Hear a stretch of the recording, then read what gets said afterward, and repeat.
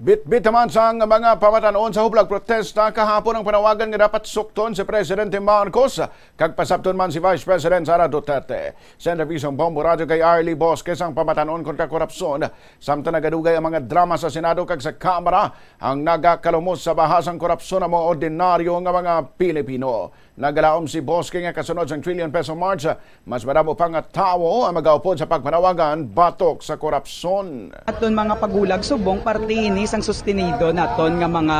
efforts para sa pagsulbar kumbaga pagpanawagan nga tapuson na or baguhon na ang sistema nga korap sa aton man nga pungsod. Ang ginaano man naton no ginalauman man naton nga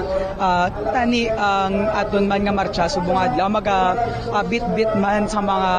gid man nga mga pagbag-o mga panawagan naton mga singgitan naton subong hapon maglabot sa mas madamo pa nga pumuluyo actually naton kay ginakilala man naton nga nga subong man nga sa aton nga pagmarcha nga bit-bit naton ang aton nga panawagan nga Marcos singilin kag Duterte panagutin kag dugang padala pagpasabat sang tanan nga mga korakot sa aton nga pungsod.